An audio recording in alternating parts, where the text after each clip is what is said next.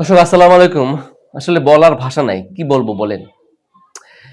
সাংবাদিক খালেদ মহিউদ্দিন কিন্তু জিজ্ঞাসা করেছিল উপদেষ্টা আসিফ নজরুলকে, যে আচ্ছা আসিফ নজরুল ভাই, আপনি এই যে এত লোক থাকতে এই চিফ প্রসিকিউটর তাজুল ইসলামকে কেন নিয়োগ দিলেন? তিনি তো জামাতের, তাকে কেন নিয়োগ দিলেন? এই কথা বলা পরে সে আসিফ নজরুল উপদেষ্টা আসিফ নজরুল বলল যে, খালেদ ভাই বিশ্বাস করেন, এমন কেউ নাই যাকে আমি রিকোয়েস্ট করি নাই যে এই মর্মে দাঁড়াতে, কিন্তু কেউ দাঁড়ায়নি, কেউ দাঁড়ায়নি। বুঝতে পারছেন?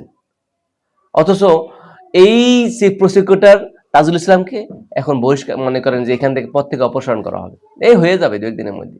ভাবা যায়?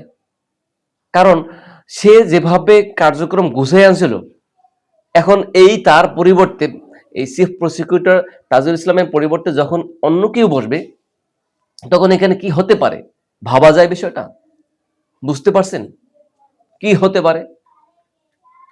এই অবস্থা দেশের। এবার দেখেন ঢাকা বিশ্ববিদ্যালয়ের যে ভাইস চ্যান্সেলর, ভিসি, তিনি এখন পদত্যাগ করার সিদ্ধান্ত নিতেছে। নিয়াজ আহমেদ তার নাম। ভাবা যায়, যিনি কোনো একটা স্টুডেন্টকে বাবা মা ছাড়া কোনো কথা বলতো না, কোনো রাজনৈতিক কোনো কথা বলতো না, তিনি বলতেন যে আমি কোনো রাজনৈতিক মঞ্চে বক্তৃতা দিতেছি না। কোনো বিষয় যদি সম্ভব হতো সুন্দর করে বুঝিয়ে বলতো, যদি সম্ভব না হতো তাহলে সুন্দর করে বুঝিয়ে বলতো যে সম্ভব নয়। অথচ সেই নিয়াজ আহমেদকে এখন পদত্যাগ করতে হচ্ছে। আচ্ছা, এই দেশটা যাচ্ছে কোথায় ভাই?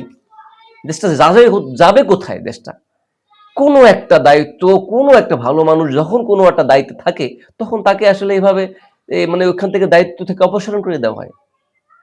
আর এই যে নিয়াজ আহমেদ ঢাকা বিশ্ববিদ্যালয়ের ভিসি, তিনি যে পদত্যাগ করবেন কিভাবে জানেন? বাংলাদেশের সেই সনাতন পদ্ধতিতে, যে শারীরিক কারণে, অসুস্থতার কারণে আমি পারছি না আর, এই ধরনের কারণে আমি এখন পদত্যাগ করছি।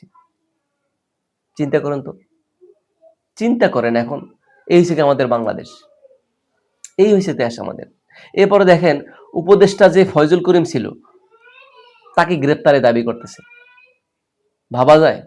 তাকে গ্রেপ্তারের দাবি করতেছে, কারণ সে উপদেষ্টা থাকা অবস্থায় তার অধীনস্থ কেউ কোনো দুই নাম্বারি করতে পারে না, কোনো আন্ডার টেবিলের নিচ থেকে কিছু নিতে পারে না, ঘুষ দুর্নীতি করতে পারে না। যার কারণে তাকে এখন গ্রেপ্তারের দাবি জানাইতেছে। ভাবা যায়? বুঝতে পারতেছেন আপনারা? এই দেশে ভালো মানুষ জন্মেবে কিভাবে? এই দেশে ভালো মানুষ হবে কিভাবে? ভাবা যায়? উপদেষ্টা ফয়জুল করিম কে এখন গ্রেপ্তার দাবি জানাইতেছে, এখন সে খুব খারাপ, আর যারা আছেন সবাই আল্লাহর ওলি, সবাই ভালো। কি বলবো, ভাষা আছে? কমেন্টসে জানাবেন। নিরন্তর ভালোবাসা রইল আমার দর্শকদের প্রতি। ধন্যবাদ।